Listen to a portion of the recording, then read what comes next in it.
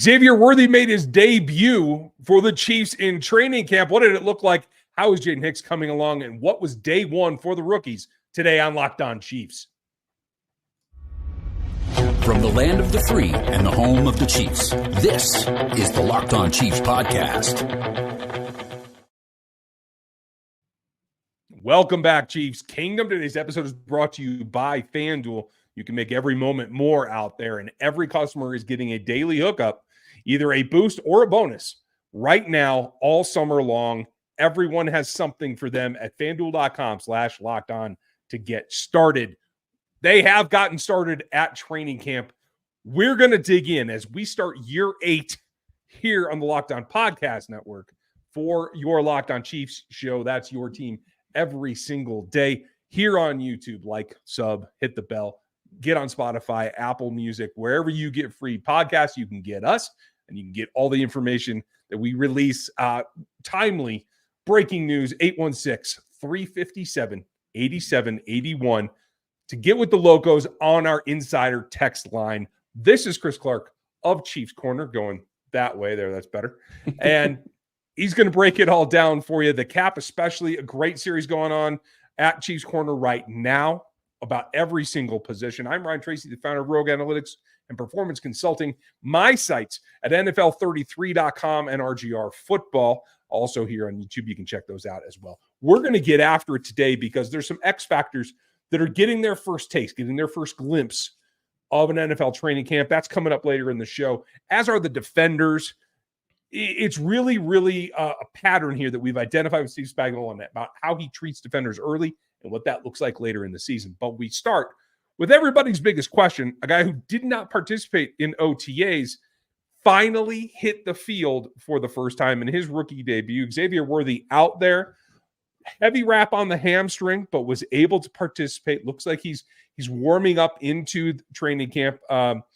Had to miss a few snaps anyway, though, because he did have a hand thing go on, something that he brushed off in his presser. But a good first day for him, and I feel like it's a step forward. How did you take it? I'm just shocked. I don't know how we got here. I don't know how we're actually able to talk about actual football again. Where did the offseason go? You make a great point. This is year 8 for us on this show. We've been doing a podcast for 9 years. I'm not worried about. I want to specify this first. I'm not worried about him going out for a couple of plays with the hand injury. I mean, you're going to come down. Sounds like he actually went up to go get the ball over Najee Johnson, if that's the one that he got injured on, which I believe it is. And sometimes you come down and it doesn't feel great, so you go have it looked at and make sure nothing else is wrong, and you come back in. So, not going to really take anything into that other than, you miss a couple plays, you go back in. I mean, we've seen players do that in games all the time. So. I think it's great that he's out there working. I think it's great that he is starting to get into a point where he's actually working with Mahomes. And this is a great thing for all of the rookies, quite honestly. They get the time on the field. You have some other guys that are there. Like I said, Najee Johnson, he's not a rookie, but he's coming back from injury. Leo Chanel is there as well. So you get a couple of veterans that are there that can kind of give you an idea in some regards. But it's mostly the rookies, and they're getting some work, and they're going to be at a different place than the veterans are. When the veterans show up, and I think that helps them get ready for what they're going to be dealing with in training camp.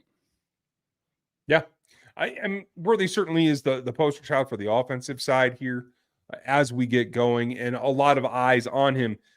I think what he discussed today, I think, gives us an insight to, hey, I'm ready for this. It's a lot like college. A training camp is a training camp. Texas Heat is the Texas Heat. It's going to be hot in Kansas City. I do feel he's prepared for that. So as long as the hamstring injury is progressing, I don't feel being in St. Joe is going to be anything outlandish for him. And I thought the bigger takeaway for me was that he said he's been in his playbook, that he feels like he's ready, that he's done the work, and despite not being on the field, that particularly working with Matt Nagy, as we talked about all through OTAs, and having that back and forth, immediately understanding where to be. The physical part for him, I don't think is something that's going to take a whole lot in terms of development. Does he need to work on getting free releases when he's got a man in front of him? Sure. Has he got some little things about taking a little bit different angle in terms of setting up an NFL corner versus a college corner? Sure. But I think it's the mental aspect that he feels, to me, very still zeroed in on what he needed to do to be prepared for this day and tomorrow and next week and so on, I feel like he's in a pretty good spot. Yeah, and I think when you look at where he is and you look at overall this roster, and I guess what I would say is you look at Patrick Mahomes' comments yesterday, and he was very clear. There is no waiting around. He's going to get thrown in there, and I mean, I hate saying it this way to a degree, but he's going to get thrown to the wolves. I mean, that's literally what's going to happen. He's going to get thrown in, and he has to show that he can do whatever they're going to ask of him, and that is exactly what you want. I think that you look at what they're going to do with him this year. You look at the position that they plan on having him in and how much of a position and a threat he can be in this offense. He needs to show that he can swim quickly, and I don't think that that's going to be a problem. So I like the fact that he's out there already getting some time out there. And they did say, I think I saw some reports that maybe they're going to take it a little bit slower early on. And that's fine. I think that, you make sure that he's not going to restrain the hamstring and you don't force him to be out there all the plays. But I'm not worried about his conditioning. I don't think that that's an issue. It's can you get in the playbook? Can you run the routes? Can you do what you need to do when you're on the field? And him getting time with Patrick Mahomes, these early snaps in this camp are really important.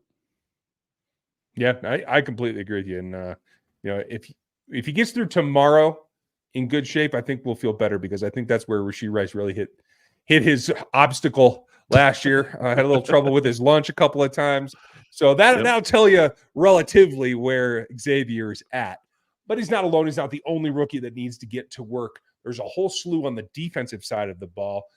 Their standout guys stood up today and had some things to say that I think really talks about what this rookie group, like the last three rookie groups, is going to have to do on the defensive side. And that is get after it from day one as soon as they possibly can. The rookie defenders coming up next here on the Locked On Podcast Network. When you're hiring for a small business, you want to find the quality professionals with the right fit for the right role. That's why you have to check out LinkedIn Jobs. It has the tools to help you find the right professionals for your team. I'm always looking at LinkedIn. It isn't just a job board. LinkedIn helps you find professionals you can't find anywhere else. Even those who aren't actively looking or searching for a new job might be open to the perfect role. In a given month, over 70% of LinkedIn users don't visit other leading job sites. So if you're not looking on LinkedIn, you're looking in the wrong place. On LinkedIn, 86% of small businesses get qualified candidates within 24 hours. Hire professionals like a professional on LinkedIn. It goes down the easiest way to post your job for free is on LinkedIn.com/LockedOnNFL. That's LinkedIn.com/LockedOnNFL to post your job for free. Terms and conditions do apply.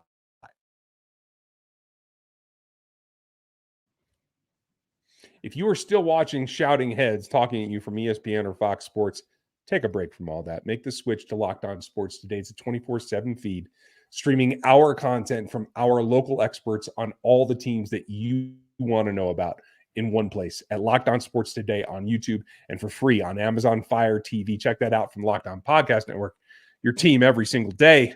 And today is about jumping into the fire, particularly for one defender that I think, given everything that he said today and that we've kind of been guessing at, is not going to be the heated competition, but it's going to be something that I believe Jaden Hicks is going to play a major role right away. And he confirms some of the things that we had speculated about. Steve Spagnuolo is using him all over the field at multiple safety positions, bringing him down into the box, lining up in man coverage. I thought the gamut of everything that Jaden talked about today really gives you the idea that much like what we saw from Shamari Connor and L'Jarius Sneed before him, is they have identified somebody that's going to play a significant role from day one. And Steve Spagnuolo himself is spending a lot of time in getting Jaden Hicks up to speed so that he can be that third safety this season. Yeah, and don't forget Trent McDuffie was in that role as well, Brian Cook as well. Lots of different guys have really gone through. It seems like just about every single year that they have somebody that Steve Spagnuolo takes under his wing in the secondary as a new player, and they figure out exactly what they're going to do for him or do with him. And the roles have changed a little bit. And you look back at Trent McDuffie, he started as your nickel corner. He's now going to be your starting outside corner. Shamari Connor started as your as a safety role. Now he's going to be your nickel corner more than likely, it sounds like. And now you're in a situation where you have Jaden Hicks, and he is playing all over the defense, much like Chamari Connor did. And it's going to be a question as to how often he's going to be on the field. I'm really curious when we get down into, when we get down past the Super Bowl this next year, looking back, how much did Jaden Hicks play during his rookie year?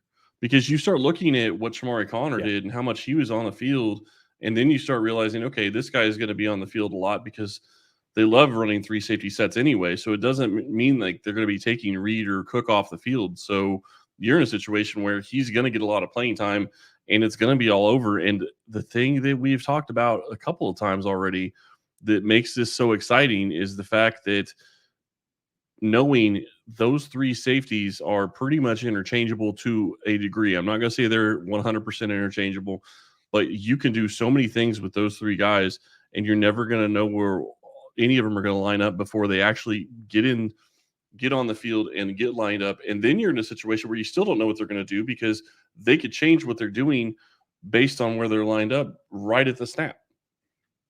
It's going to be fun. We've seen over the years, particularly before coming to Kansas City, Justin Reid played down in the box. Now he's playing split. He's taking away tight ends and man. He's all over the place. Cook, the same thing. When he was drafted, he was a box safety. He didn't play high at Cincinnati, and they've trained him into that. At this point, I will still give the athleticism benefit to Cook, then Reid, and I would say Hicks is probably the third in terms of overall speed and athleticism, but they don't have the days where it was Tyron that was either in the nickel or a robber role, and they had Juan Thornhill as the deep guy over the top center fielder that would cover side to side. They don't have that anymore. They are much more in disguise because they're all interchangeable. And I don't know that I'm not trying to say that Hicks isn't athletic, because he is. Came out in the matrix very good this season, but it's that the floor has been raised and they don't have to have that ceiling of elite athleticism at a single high, because each of these safeties is going to intermingle and take over what I think is going to be more of a split safety look as a base and probably overall percentage this season.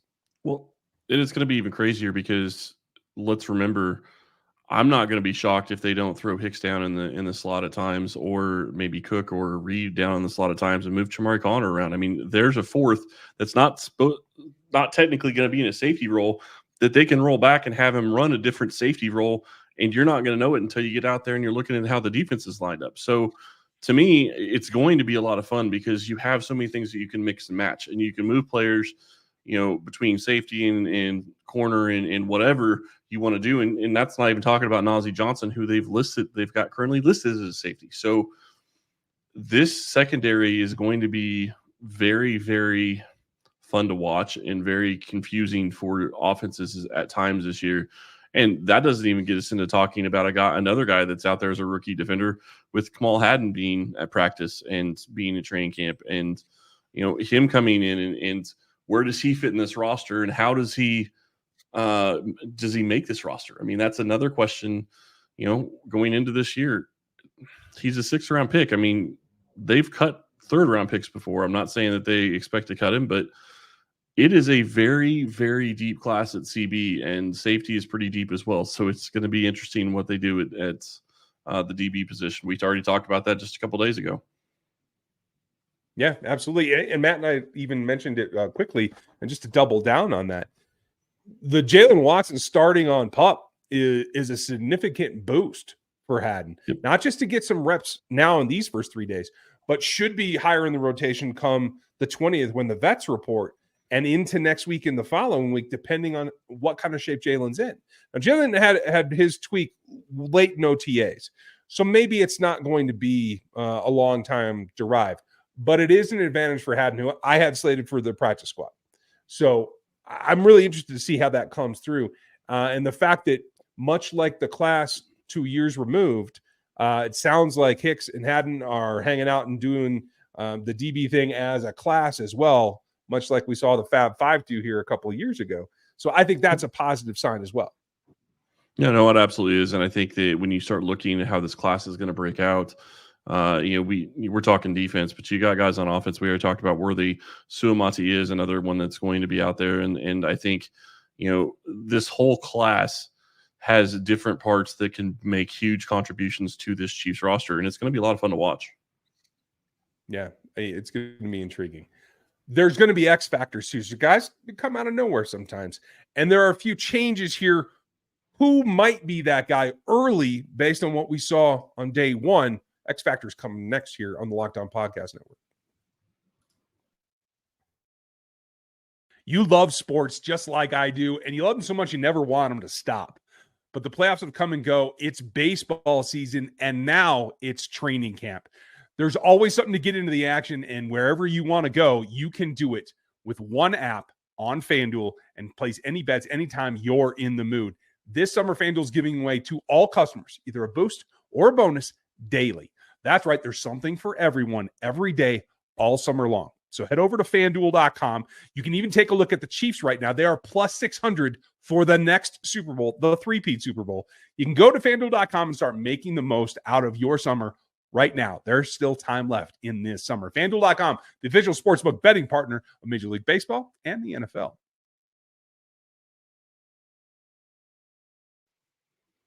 Make sure that you are checking us out every single day here and on Locked On Sports Today, the 24/7 feed for all your sports information. We have started, not the entire NFL, but the Chiefs are off and running, and a couple of X factors I think are really going to start to show up. It's not much of a coincidence. There was one transaction here on day one of the rookie group, something they had announced yesterday when we went over the rest of the transactions. To get to the full 91 number, Kyle Sheets was signed, a guy that put up almost 1,200 yards last year in the D2 school. Coming on, he's going to wear number 29, so you're going to still see that running around. It's another guy that is right now a question mark probably in most people's eyes. So take a look for that. And 29 is a receiver. I don't know if Good grief. Yeah, right. It's a little nuts, but when you have a full roster, there's not many numbers left, so you're gonna have to take what you can get. So. And then today, the X factor that, maybe he competes and maybe Sheets can do something. I don't know. I don't have background on him. We're going to have to see what comes of it. But the other guy that might be stepping into being a little bit of an X factor, the Chiefs media decided to showcase him is everybody's favorite Florida in Louis Rees-Zammit, getting in there, catching his first pass at training camp. I feel like that's always a turning point for a young rookie who's trying to make not only a position change, but a sport change here to get that first pass from Patrick Mahomes and be able to turn it up and run with it. Looks like he's got a little bit better form, it looked like to me. So I'm counting that as a good day one for LRZ as well. Yeah, that's exactly what you want from him. You want to see him get out there. You want to see him feel comfortable, and you want to get him as many reps as you can before the veterans show up, because he's not going to be playing with Patrick Mahomes when the veterans show up, more than likely. They may have packages if they think that he's going to make the team, and they may put some packages in and have him come in and do certain things. We'll see. You talk about X factors, and I know X factors, I would say LRZ is definitely one of them. I'm going to throw Suamataia in there, and the reason is because it becomes such a huge deal if he can win that starting left tackle role. If he can go in and win that this year, before training camp is over, he becomes a starting left tackle for the next 4 years. You have him under control for less than $2 or $3 million a year for the next several years. That is insane value. And if he can play that and play it at a good rate, it's going to be something that's going to pay off for the Chiefs. And it may allow them to keep some different guys that maybe they couldn't before, because you're not going to be paying that left tackle a ton of money, at least for several years. Yeah. And it is a smaller O-line group in this first few days of camp as well. Yep. Not just the rookies, although I am looking forward to hearing and seeing Ethan Driscoll. Godric is able to be out there because of the international status and the rules. So he's out there as well. That's the one kind of maybe surprise for folks, is that there are a couple of players that are there. Leo Chanel is able to be there because of the injury status that normally are not rookies, but they're out there. So you can get a little bit of a glimpse as well. And I think that's perfectly fine. And I think it does help get up to speed. Same thing for Nazeeh Johnson. I forgot about him being out there already. Again, coming off of the injury. I think that it's something that you have to watch, especially this camp, because it's so long. They have more practices than any other team in the league this year for training camp because of the start date and that initial game. I think that's something to Bears keeping an eye on, but it also gives, I think, more width and more opportunity for guys to become that X factor. Could somebody take somebody's job here? Pacheco always told us, hey, I'm here to take someone's job, right? And I didn't give him enough credit for saying that year one. But there might be somebody in this group that could do that. Does anyone stick out to you right now as a long shot to go take someone's job? I was going to say this guy before you phrased it that way. I'm obviously not going to say he's going to take somebody's job, but the bigger X factor to me that we haven't talked about is Wiley. I know I'm not answering your question, but Wiley is absolutely an X factor, and he could be a huge guy that is going to take into account this season. When it comes to, can somebody take somebody's job? I don't really think so, because you're not really in a position where you have a lot of question marks. Like, where do you have a question mark? The only thing that I could possibly see, and this is more of you don't have somebody there because you have an injury currently, is can somebody step in? Can Hunter Norzad step in and say, I'm going to take the left guard starting job because Joe Thuney's still injured? Maybe that's an option. Yeah. I'm not expecting that, but we'll see. Okay. I like it. I'm looking at the same position. Garrett Prince had a nice play, as we understand, on day one. But Baylor Cupp's a guy that I think might push a little bit, especially if they're looking to keep in 4 particular tight ends. I know there's some love for Irv Smith out there, but I'm not sure it's a guarantee.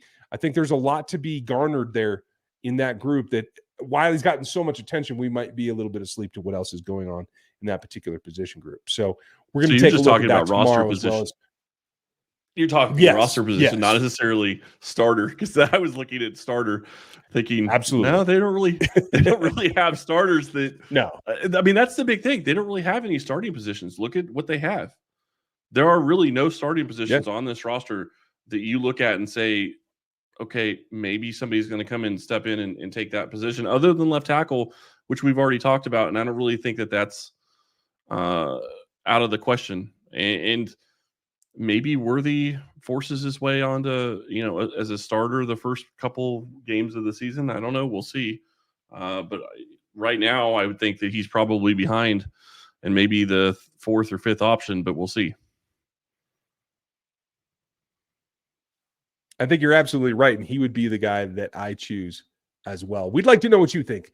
Who are you watching and who do you think could step out there? Leave the comments down below on YouTube or in the Spotify reviews, in the iTunes reviews, whatever you're looking for. We're going to be back with you tomorrow, breaking down more of what we see from the rookies in the initial days of camp. Make sure that you are with us, as we are 5 days a week all year long. And this time of year, you're going to get a lot of bonus content from us. So make sure you are subscribed, whether it's here on YouTube, on the audio platforms. Make sure you get on the text line if you want breaking news. It's 816-357-8781. You're going to hear from both of us. Check out Chiefs Corner, NFL 33, and RGR Football. Thank you for being with us today. Enjoy as we get ramped up, and we're looking for those veterans coming in a couple of days. We will be back with you, breaking it all down as we go through the process. Thanks for joining us today, and we'll talk to you tomorrow.